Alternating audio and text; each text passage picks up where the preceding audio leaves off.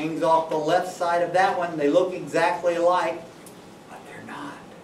They're mirror images of each other. Every organic chemical has a mirror image. 50% of them, the active group hangs off the right side, and those are called what? D. And the ones that hang where the active group hangs off the left side is called L. And if you shine polarized light, it will orient the light in the direction of the active site, or the active group hanging off the carbon chain. So remember, carbon organic molecules come in chains. If the active group hangs off the left, it's L. If it hangs off the right, it's D. Why do you care? Oh, because I'm just fascinated and I would love to know lots of interesting things about the universe. No. Because eukaryotic life, complicated cells, visible cells are called complicated or eukaryotic cells, have the enzymes to digest D sugars and L amino acids. So what would be the perfect diet compound for you? L sugar. Look like sugar, cook like sugar, taste like sugar, won't work. You don't have the enzymes. So we work with D sugars and L amino acids. So you should be asking yourself, I made potato salad and I decided I forgot to refrigerate it, and I took it on my picnic, and looks like a little bacteria grew in my potato salad, and we all got the bacteria made out of the same thing I am, so why did my stomach and my enzymes digest the bacteria? Because their cell wall has mostly D amino acids. Gives them a little protection from your digestive enzymes. Eukaryotic life has the enzymes to digest D sugars and L amino acids. What do bacteria have in their cell wall? L amino acids. You don't have enzymes to digest L. Only D. D sugars and L amino acids for humans. Did I just say that backwards? I think I did. No. Alright, so remember, we don't have the enzymes to digest L amino acids. Alright, so that's interesting. It's an amusing point. Gives me a way to ask 4 questions. What's a stereoisomer? And you'll say it's a carbon compound where the active group either hangs off the left side or the right side. If it hangs off the left side, it's L. If it hangs off the right side, it's D. What's important? Enzymes can only work on one or the other. Okay, so you have this chain link fence, and gram-negatives only have 2 layers of peptidoglycan. Gram-positives have 100. So that's why the gram stain works. So we're now going to look at the theory behind the gram stain. One interesting thing is that gram-negatives have 2 membranes and a thin peptidoglycan layer. They have a rather separated, notice how closely these phospholipids are bound together in the plasma membrane, but in the outer membrane of gram-negatives,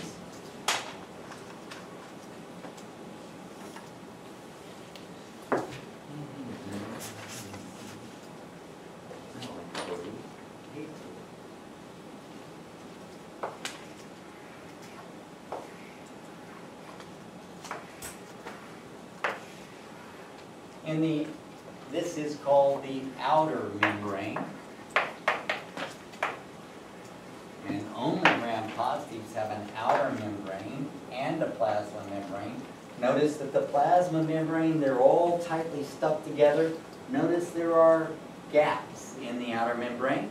And these little things sticking up here are called lipopolysaccharide A. And they are endotoxins. toxin mean? Dangerous. Your ex-wife says you're toxic to my life. Deadly, poisonous, okay? Endo, inside. When a toxin is a part of the structure of something, it's said to be an endotoxin. If it is a poison that's given off into the atmosphere or the liquid around, it's an exotoxin. In gram-negatives, a part of the cell wall, part of the outer membrane itself has an exotoxin. So this is how you can tell if you've got a good doctor or a bad doctor. Some people say it's how you can tell if you've got an HMO or a PPO. You see, what's the job of an HMO? I bet y'all don't know this. To make sure you never come back. Their job is to give you service, preferably preventative service, so you never arrive at all. Or if you do come, you don't come back. And to do all that for the cheapest possible rate. Now, so if you go to a lot of HMOs, and you go and you say,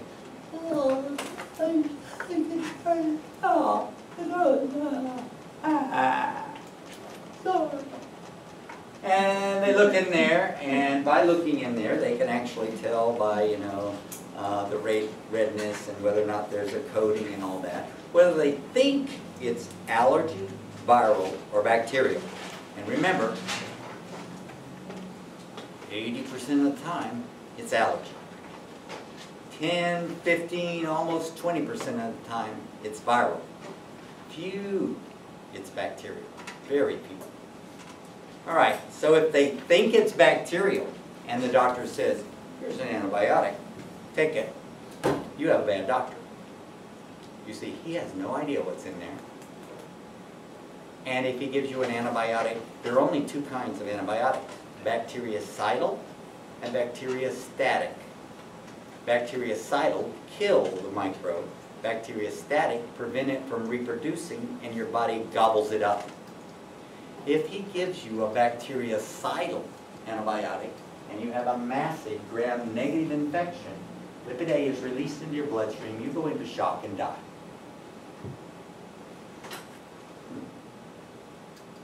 Why?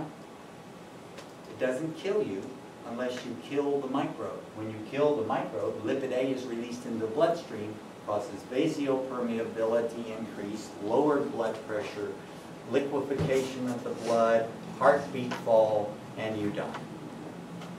So, what do the HMO do? They won't give you a bactericidal antibiotic.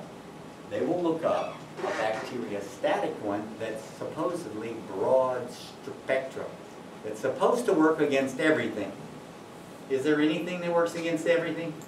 No. So, what do? They hand it out like candy. Here, take a $5 prescription. It took us $15 to get you out the door. Okay, take it, and that's it. If they give you a bacteriostatic one, and it doesn't work against gram-negative, who cares? It costs them $5. They can't give you a bactericidal one, because it could kill you. So, what do most people do? They wait until they've been sick for 7 to 10 days before they get their appointment. I feel icky, I'll wait a day or two, I still feel icky, I think I'll call the doctor, oh my God, I have to wait 3 more days. So by the time you get to the doctor, you're on day 10. If it's a virus, it won't last but till day 14. So they've given you something, you think it's a miracle, you think, oh, they cured me. Antibiotics don't work on viruses. They don't work on allergies, but guess what? If you go in and you open your mouth and go, I feel awful. They say, it's an allergy, take Benadryl. And you say, I'm not paying $70 to come to this place. I want a miracle cure. Give me an antibiotic. So rather than argue with you, they just hand you an antibiotic. What's bad? The more you use them, the less they work. So the more people that are handed out antibiotics, the less they function in society. You can go to any hospital, take a Q-tip, and go along the floor and find a therapeutic dose of antibiotics, several. Why? When you're taking enough to have an effect, you are giving it off in a pound of flaky skin, your sweat, your tears, your urine, all have a therapeutic dose. So, why is this bad? Because if you give a bacteriostatic broad spectrum to somebody, it's unlikely to work. But it makes it so that antibiotic doesn't work in the environment. You fill the environment with that antibiotic. So all the bacteria that work on that are gone, and the ones that are resistant fill the environment. So now everybody gets the resistant variety. So what does a good doctor do? Well, a good doctor would go in and they would look, and if they thought it was bacterial, they would call for a test kit. They would bring a sterile Q-tip dipped in sterile water, and they would swab it. They would send it to the lab overnight. The next day, that day, the pharmacist would streak it out on a plate, drop antibiotic disc on it to find out what actually killed, what actually came out of your throat, and the next day, they'd call in a prescription. Now, that costs $70 to $140. HMO costs $5 to get you out of their hair. They give you a broad spectrum, and the more you use them, the less they work for everyone. So you never, never, ever want to use a bactericidal on a gram-negative infection. But remember, unless they take a swab, they don't know if it's gram-negative. Nor do they know what works against it until they take a swab and send it to the pharmacist, who streaks it out and drops this to see what really works on what came out of your throat. So remember, the good doctors, if it's a heavy infection and they think it's bacterial, they will take a swab. The swab will tell you whether it's gram-positive or gram-negative, and the pharmacist will drop like 10 or 20 different discs with different antibiotics on it to see what works best out of what came out of your throat. Not a guess. All right, so let's see how the gram stain works. First of all, this is a gram-negative microbe. What color is it before we do anything? Pink. Clear. Remember, it's gram-negative. We haven't done anything. We haven't stained it. We made a smear. So what color is the bacteria? Colorless. All right, so we are now going to add crystal violet. Crystal violet is a huge molecule. And remember, this is full of holes, so it's going to go all the way down here, and it's going to get, since it's partially in alcohol and partially in water, these big molecules are going to end up down here, partially in the plasma membrane and piled up against it. These very large crystal violet molecules. So after you put the crystal violet on the gram-negative bacteria for a minute and shake it off, what color is the gram-negative bacteria? Purple. Huh? Purple. You put on purple. What is it? Purple. Purple. All right? Next, you are going to cross-link. I hate it. Excuse me a second. Don't you hate it when other people use your chalk? Evil, evil, evil, evil children using my chalk. I was a teacher. What about colored chalk? Somebody I'm getting hysterical. It's okay. No big. Ooh, maybe I have green. Ew, no.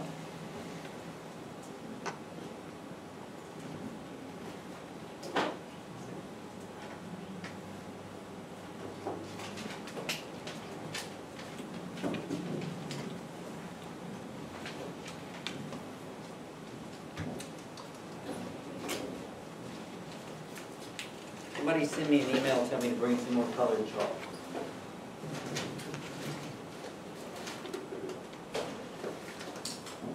Alright, I'll have to do with yellow. Oh, here's orange. Alright, so you're going to add the iodine solution. And remember, what's it going to do? It's going to cross-link the crystal violet molecules. making them even bigger. All right? So, after cross-linking with the iodine, what's the next step? Ethanol. Ethanol, alcohol. And remember, alcohol removes stain from one layer every 1 second. And how many seconds are we going to leave it? 2. 2. Well, guess what? It causes the whole outer layer to disintegrate because it is very whatever you call it, uncomplexed. And it removes all this purple. So after decolorizing, what color is a gram-negative? Clear. Clear again. And if you put pink, little pink on clear, what color is it? Pink. Pink.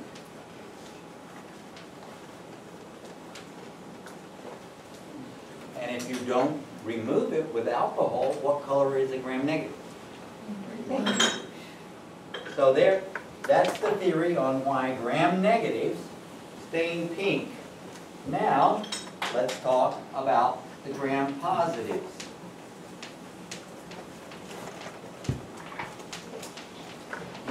First of all, they don't have an outer membrane, that's nice. They have their plasma membrane. And then they have 100 layers of peptidoglycan.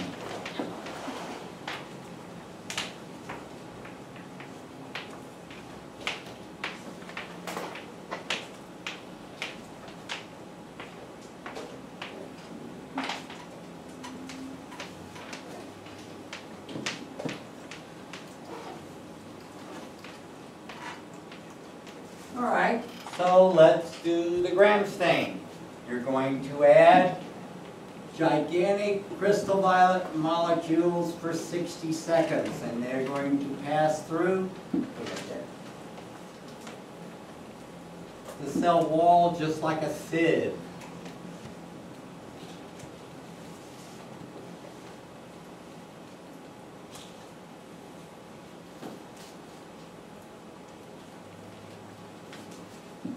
Some of them even landing up in, partially dissolved in the plasma membrane. Okay, so after putting crystal violet on gram-positive, what color is it after you shake off the crystal violet? Purple. Okay, and now you're going to add iodine, and that's going to cross-link the purple.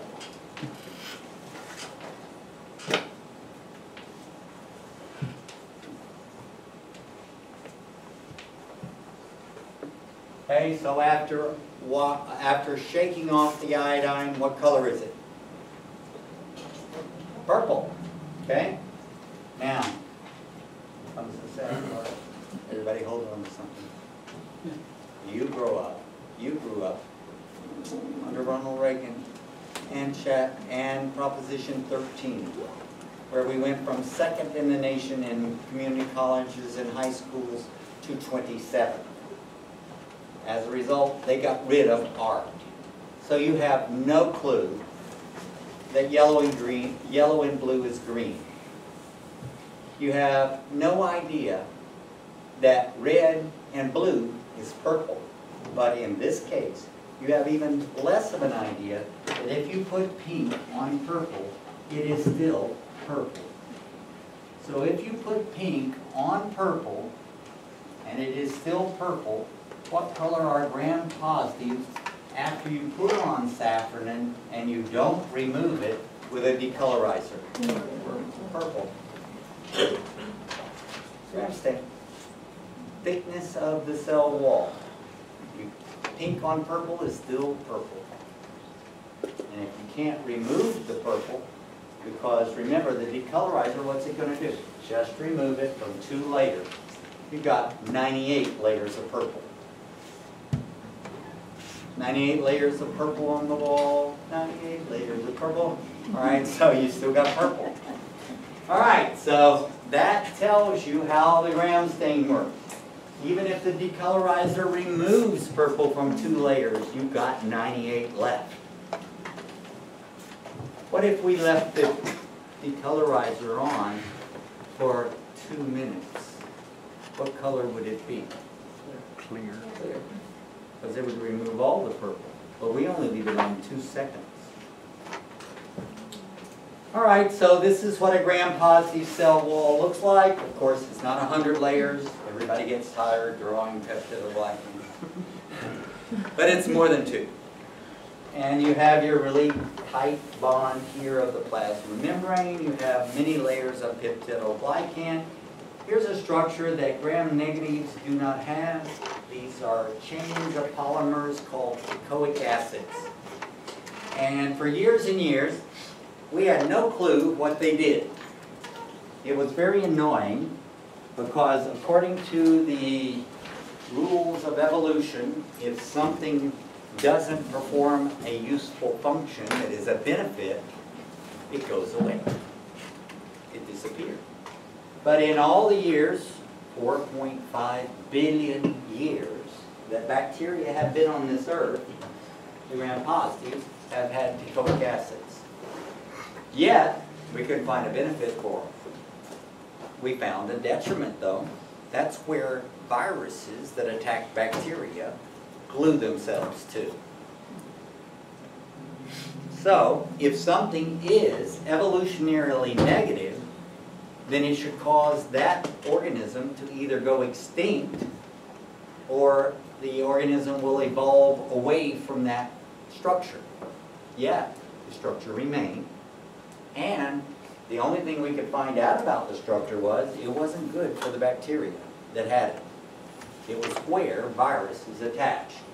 So it was very confusing for a number of years until just recently a scientist discovered that these teichoic acid chains that hang off of gram-positives are actually like little sensors. They sense the environment and communicate environmental conditions outside the cell to the nucleus. We always wondered why bacteria, if you put them in a liquid and you put a drop of lemon juice, they would swim away. If you put a crystal of sugar, they would swim toward the sugar. They don't have eyes or pH meters. So how do they know? And the answer is teichoic acids. Now that brings up another question. Gram-negatives don't have teichoic acids, so how do they tell the environment? We don't know yet. So gram-negatives have endotoxin, lipid A, and an outer membrane. Gram-positives have a huge peptidoglycan layer, no outer membrane, but they have teichoic acids. The teichoic acids provide communication with the outer environment. Then we have that other bacteria, that annoying one, the Mycobacterium. Mycobacterium and Nocardia have this structure, and it's just purely pisses me off because it has 2 layers of peptidoglycan, but it has a huge fat layer.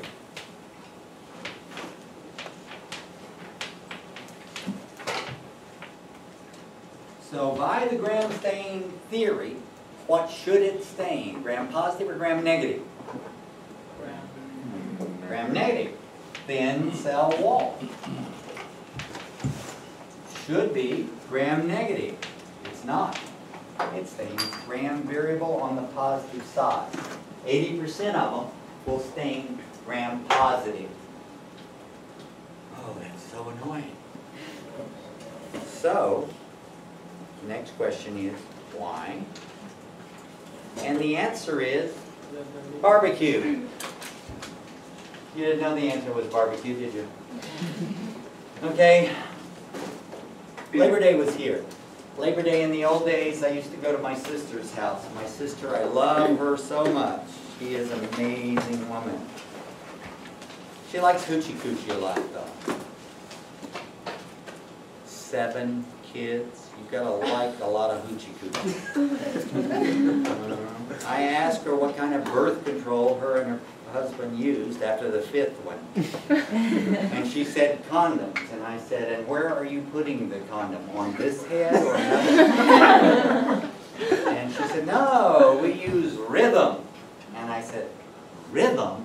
She said, yes, I plot my period on a calendar, and then we just don't use anything during the safe times. And I said, and see how safe they've been. We call people who use the rhythm method of birth control parents.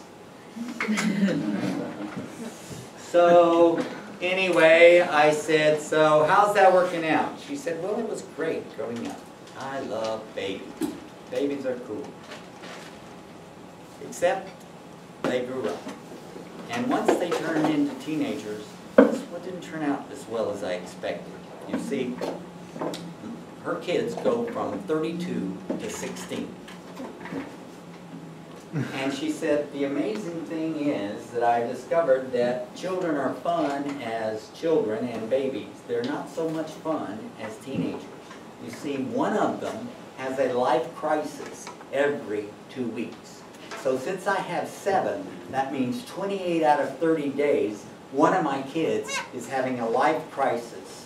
The kind where they're getting cancer, they're getting arrested, their house is being repossessed, their car has been totaled. Some major life crisis on one kid every 2 weeks, which takes up every month of every year.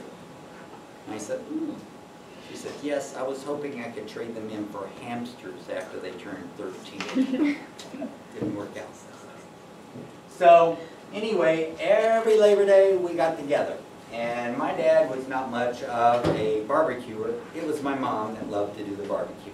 And of course, she didn't get those that little ground beef, what do they call it, 10% lean, 90% lean. No, that's cardboard.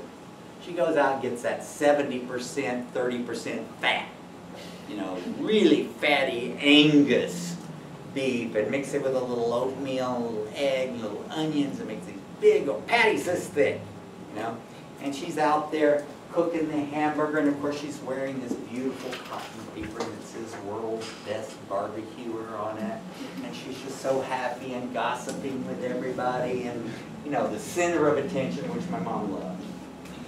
And she's flipping the burgers, and there's always somebody talking to you when you're doing that, and you may give one a little extra flip, and you're, oh, shh! And you use the apron to bounce it back onto on the grill, and everything's safe. But you got the big greasy spot. And then, have you ever had kids around at barbecue time?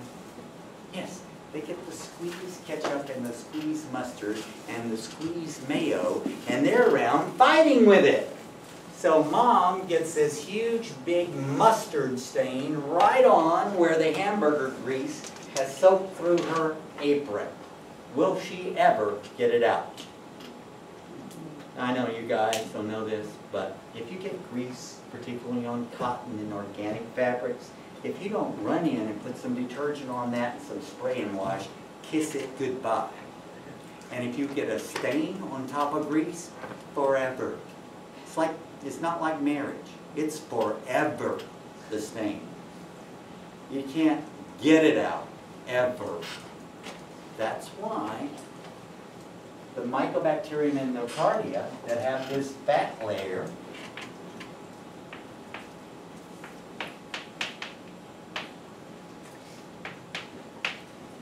stain gram-positive. Why? The crystal violet is dissolved in alcohol and water. And since it's dissolved in alcohol and water, it will penetrate this fat layer in 60 seconds. It will even get down here.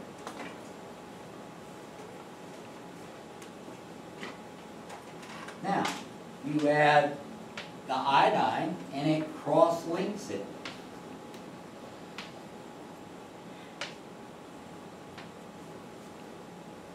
Then you add 2 seconds of alcohol, is it ever going to get it out of the lipid? No. So it's going to remain purple. Even if you put the saffron on it, it's still purple. So why is it 80 to 90% gram positive, but every once in a while you'll get 10% of them are pink? Answer: because crystal violet is dissolved in water and alcohol. Sometimes this layer repels it. And the last thing you put on is saffron, which is dissolved only in alcohol, it might stick here. But most of the time, they stain purple. And just for fun of it, in the last class, I did a Mycobacterium gram stain so that you can see how many of them are purple and how many of them are pink. Looking through here. When you get a chance today, come by and look at it. Mycobacterium is a nasty genus. It's the genus, there are somewhere around 290 species of Mycobacterium.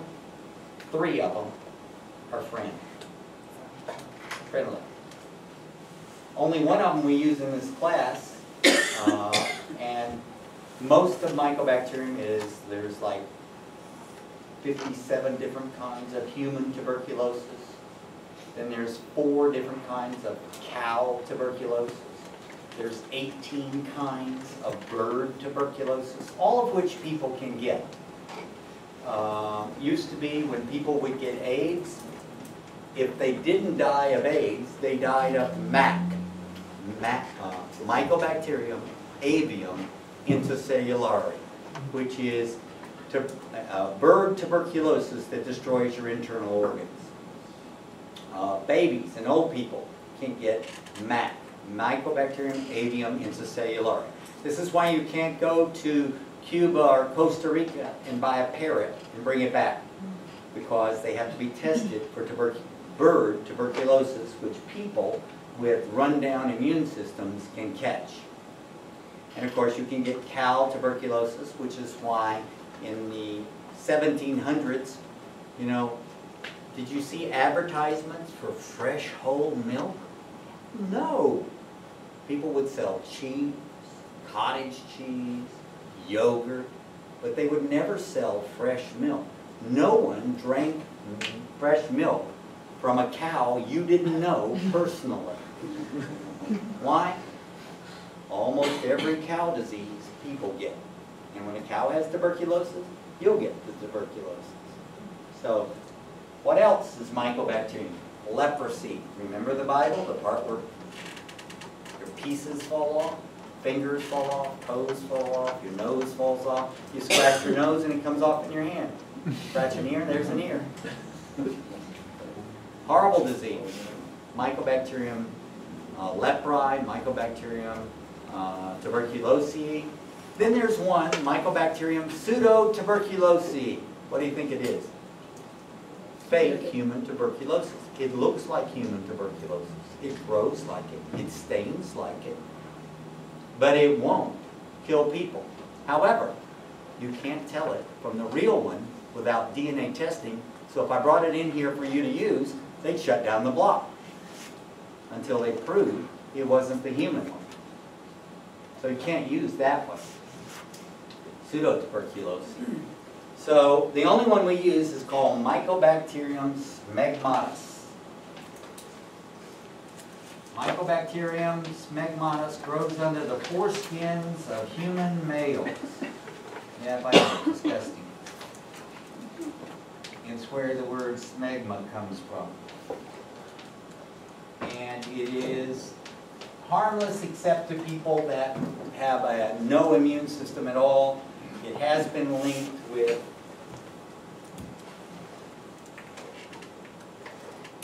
trying to think of the disease, Crohn's disease, but only in people with no immune system. It looks like tuberculosis. It grows like tuberculosis, it stains like tuberculosis, and since it's the only one that is safe that we can use without having the health department shut us down, that's what we use. By the way, it's in the air all the time. If you leave any tube open, you're going to get it in there. Why? Men don't wash their hands after going to the bathroom. So it's floating in the air, in the dust at all times. What does it look like? In a culture, if you do a stain and you see this, you see a lot of these things, that's a spicule. It's a dried Mycobacterium smegmatis. Sometimes you'll see this, same thing. Smegmatis from air contamination. What does it look like under the microscope? It looks like a very long, sharp, one end is a sharp point, and the other one is blunt. And in the blunt end, it has the nucleus, so it looks almost like it's round, like this. It looks like it's clear with a round end. And a lot of people say, oh, it's round. It's not. You're missing the rest of the rod. So when you see this, they look at its shape. It's a sharp pointed rod. 80 to 90% almost stain purple, a few will stain pink. You officially, if I say, what's the gram stain on that? You'll say it's gram positive. Because on the gram stain, it goes by the majority rules. So if 80% of them are purple, what is it going to be? Gram positive. Last thing I want to tell you about the gram stain. And that is reading it. What can give you trouble? Well, we already know that Mycobacterium might give a few people trouble because a few of them will be pink. But you can get rid of that trouble by remembering what?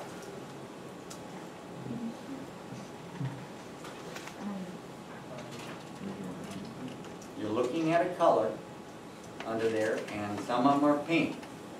And I ask you, is it gram positive or gram negative? What are you going to say? Positive, the majority rules. All right? Now we have one other little problem. And the other little problem is bacillus. The word bacillus means rod, and they're rod shaped, and they all kind of look like hot dogs. There's a few of them that look like this. But most of them look like some sort of train. You probably saw some of them under the teeth thing. And one of the things you'll notice is they all seem to have an empty hole. That empty hole is where an endospore, not spore, but endospore. Endospores are survival structures. When times get bad, too dry, too hot, too wet, too anything, too little food, too much food, too wrong pH, whatever. When times are bad, the cell, the vegetative cell, that's the part that makes the endospore, falls apart, and all that's left is the endospore. When times get better, that one endospore will generate a whole rod again. So if one endospore makes one rod, is that reproduction? 1 to 1. If you bud off and make one of you and you die, is that reproduction? Remember? 2 have to get together and make an extra one. 3. So in other words, each one of these has to make more than one rod. If one deteriorates and makes one, you've still got one. It's not reproduction, it's survival. And by the way, we have found some of these endospores that are over 6,000 years old in the pyramids, and they grow.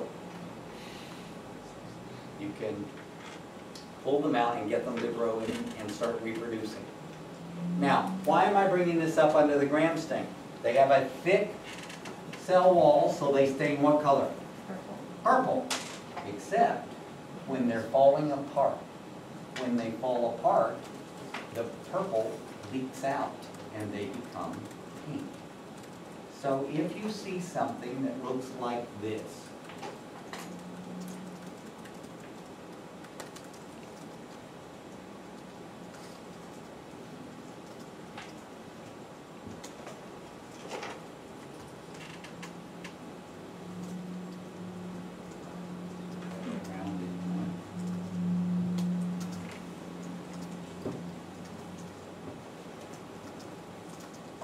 So you see a bunch of pink pieces. You see some egg-shaped things that look sort of light purple. And you see lots of purple hot dogs on top. Remember, it's what's on top that stains. Underneath are pieces of cells that have fallen apart, and the crystal violet leaks out. So when you stain old bacillus cultures where they've fallen apart, you may find more pink pieces than purple. But remember, it's the ones on top that matter, where they're the whole rod and not just a piece. And that's gram-positive. Okay, so that's all the theory about it. Let's look at a few pictures, and then I'll do a demo, and then you'll do as many as you can get done tonight, and what you don't get done, we'll do next time and introduce the acid bath.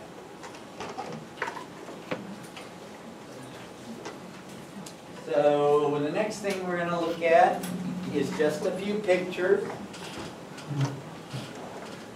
and see if you are smart. Okay? What is that? What color is it, first of all? Purple. Purple. Good. Now the structure is two circles stuck together, like two kidney beans that have been pushed together.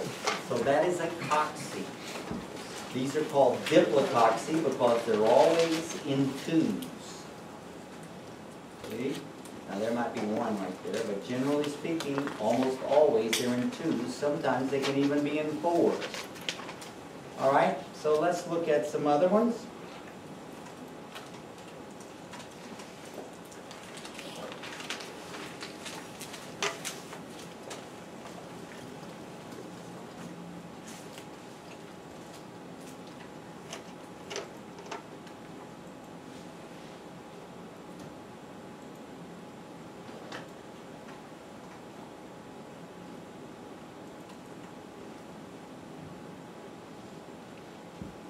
All right, so I'm going to pull up this one. Oops, somehow I didn't get it. There we go. Hold on a second while that continues to load.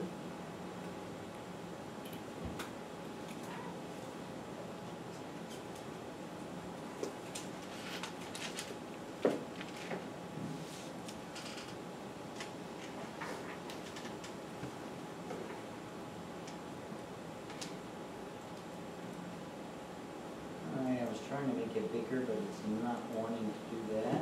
Sometimes I can do it, sometimes I can't. But anyway, can anyone tell me what, first of all, you see anything perfectly round? No. No. So, what's the predominant color? Purple. Purple. This is smegmatis. This is Mycobacterium. Yeah, there are some pink ones, and they are rods. But the overwhelming majority is purple. So 60–70% of that's purple. So you're going to say that one, it's a gram stain. How can you tell it's gram? Because the only two colors you see is purple and pink. How do you tell it's a rod? It's not perfectly round. How do you know whether it's gram positive or gram negative? You go by the majority rules. All right, look at this one. This is that one that I was telling you about that's a big pain in the butt. Whoops. This is the one where they got old. So what do you see there? You see some purple hot dogs. And you see some empty holes in the purple hot dogs. And underneath you see pink random pieces. Remember, bacteria are all going to be sort of like buying a package of hot dogs. They're all going to be the same size and shape. If you see random shapes, that's dead ones or things falling apart. So, first of all, how do you know what stain this is? The color is purple and pink. If it looks black, remember that's purple, it's just the projection. So purple and pink is the gram stain colors. What's the shape of one? Hot dog. All right, so you know it's a rod. Most of these are purple, particularly the ones on top. Anything underneath, who cares? Remember, you're looking at the ones on top. So that is a gram-positive rod. Okay, let's go back and see if we can find something. Let's see what else we can find here. This one. Rods, all pink. Rod, nothing's perfectly round. Remember, if you see one, it's not that, we're not talking about one. Look at this one. Rod, all purple. So what is it? Gram-positive rod. Okay, let's see what else we can look at down here.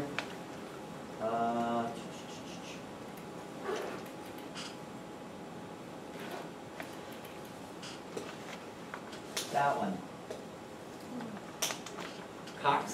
Purple coccidian chains. Streptococcus is the shape, and it's purple coccidian chain. So yeah, you haven't looked at them yet. Don't panic, but hopefully you'll be able to pick out which ones are the gram stains. There's a gram stain. Purple rods, pink ones are falling apart. You can even see some of the empty holes in the purple rods as they're beginning to fall apart, making the endospore. So see if you can look over some of these and practice. There's smegmatis again. How do I know? It's a sharp-ended rod. One end is sharp, the other one is fat. There's a few pink ones in there, but the majority is purple. So you're going to have to give that a try. And what I would do if I were you is, when you're looking at these and giving yourself a try, is go to the Lab Practical 1 and go down to Problem Staining. Problem Stains. And it will discuss each one and what the problem stain is for it and give you a picture of it. Give you something to work with. And then you might even want to do Name the Stain game, where you look at the pictures and see if you can pick out which one's the gram stain. Anyone have an idea? K, that's the gram. N, gram stain. Q, P, R, S, all the ones that are purple. Not this one, this one's blue. That's purple. Purpley black, I guess is the best way. That's purple. So all those were the grams. The rest are other stains that we're going to look at later. So give yourself a few little things. Tonight you're just going to practice. Do not panic yet. Panic later. I'll tell you when to panic. The panicking can become at another time. All right, so now I'm going to do a gram stain for you, and then you're going to do gram stains until you throw up, die, or 9 o'clock. Even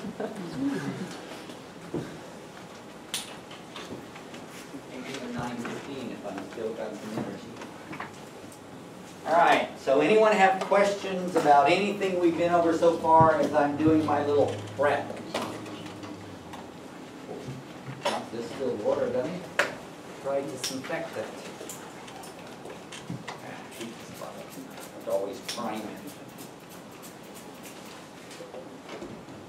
I forget to get one of these, it saves so much time. By the way, don't see them on.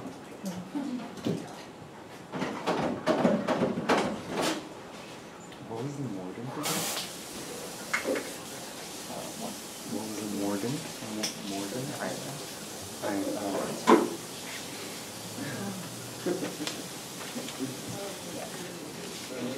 Hey!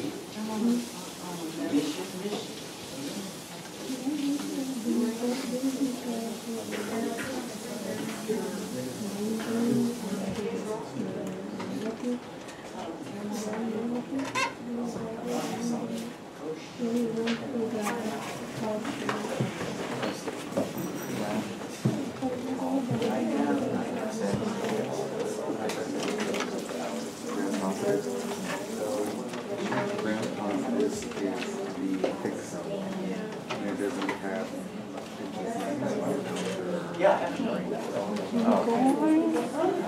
Meaning over the negative. That's what he was just saying.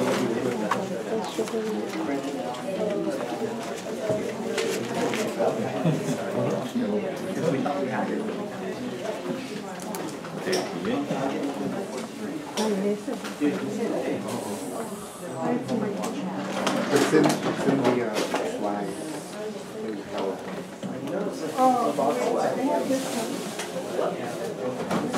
Don't you want to Yeah, have that's the one thing over. Exactly. Yeah, but they go with the negative, gram-negative cell. On the board now. All right, so, okay, who's got a brain? Anybody? Good memory? You look like you do, you look like you do. Make sure, when I leave tonight, tell me I have to print out a roster. That's what she was telling me. They're coming to get me with little coats. The white coats. Black. And they're gonna, I forgot to put out a roster, turn in a roster.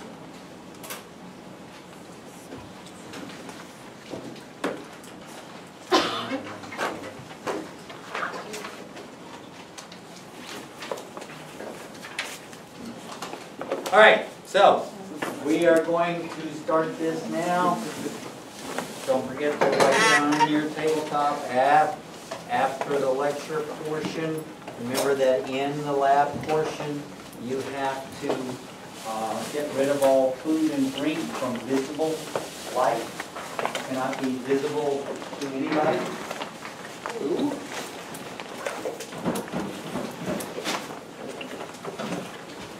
Make yourself a little staining area. Slap on some gloves. Notice my gloves seem to be disappearing. I wonder why. You need to have your gloves and you need to have your coat on during lab. You can pick up one of the tubes. Only one at a time, preferably you and your lab partner use the same tube each time. Okay. Watch me do everything.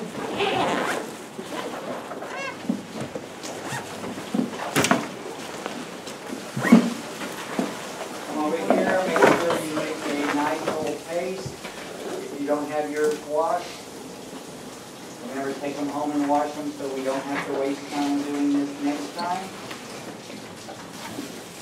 Make sure it's good and rinsed, not slippery.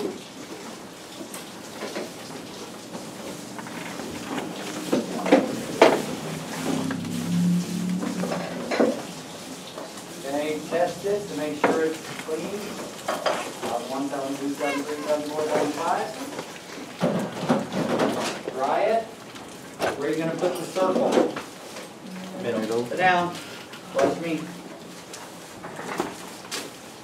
Put the circle on the bottom, a little bit past halfway. And I'm going to do E. coli. So I'm going to put my circle, and I'm going to put EC. I don't know what it is. And I'm going to place it face down on my wooden block. Going to take out my loop and make sure it doesn't have any weird wires sticking off in weird directions or look like an L. It'll be a straight line like that.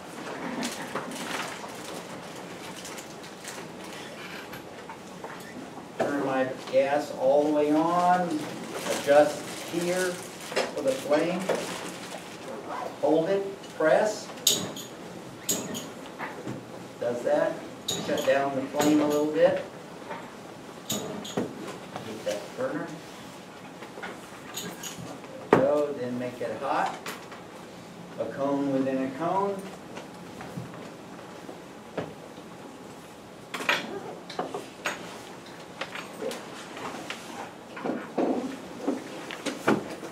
Keep this to red hot. The whole length. Leave the loop in. Count to 10, 1,000, 1,000, 2,000, 3,000, 4,000, 5,000, 6,000, 7,000, 8,000, 9,000, 10. Remember to share your Bunsen burner with your lab partner, because it's going to get so hot in here you can't breathe. You'll love that. Put the drop there. You really don't need to heat your loop again, but it's very, very wise to always be in the habit of every time you use the loop, you heat it. So I always heat it again. Remember the cone within a cone, so the top of the inner cone is where it's the hottest. 1,001, 1,002, 1,003, 1,004, 1,005, 1,006, 1,007, 1,008, 1,009, 1,010. Pick it up by the glass. Flame the lid. Hold it in your little finger. Pull it out. Flame the lip. Orient it so it's going uphill. Do not pick it up at the beginning. Go past halfway. Put it down and brush the surface. Just brush it. Just like you're brushing a beautiful girl's hair. You don't do this to her hair. You go past, pull, past, pull. Now, if you can see it in here, you got too much. So you want just enough to barely detect you've got something on the loop. Flame the lip, flame the lid, set it down. Pick this up and turn it over and over, and you'll see the stuff coming off the loop. As you're turning it over and over, then spread it as wide as you can on the entire slide. The wider you spread it, the quicker it's going to air dry, the thinner and nicer it's going to be. Heat the loop to red hot again, put it down, pick up your fan or a piece of cardboard and dry where? In the circle or the whole slide? The whole slide. In the circle is all that matters. And if you see it withdrawing, you see mine withdrawing a little bit, so that means it wasn't the absolutely best wash slide. It'll be all right, but no. I would give myself a B minus. One of each, and do one at the time until you get it signed, or I tell you do it again. By the way, the most famous words in microbiology lab are, do it again. It's not right, do it again. If when this is dry, I can hold it up and she can see it, it's too thick. So I can already tell it's right on the edge of being a little bit too thick. It should be barely detectable, like I would have to go, oh yeah, I can see it. Not, oh, I can see it. Alright, so this is now air dry. I don't care about anywhere but the circle.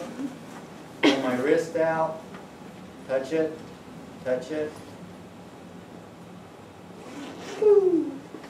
Now ready to stain. Coming off the Bunsen burner, lay that down, take the crystal violet, pick it up by this, like that. 2 drops, enough to cover the circle. Did you guys look at the, on the website? There, I put a couple of videos on the theory of the gram stain and how to see how they work and the theory behind it. Good. 60 seconds, so I put that on at about 20 after, and we'll do it. Questions about anything that I talked about so far while we're waiting for our little thing to do? Everybody sign the roll? Okay. And also don't forget, if you're taking a new seat number, be sure to put the seat number by there if you weren't here before.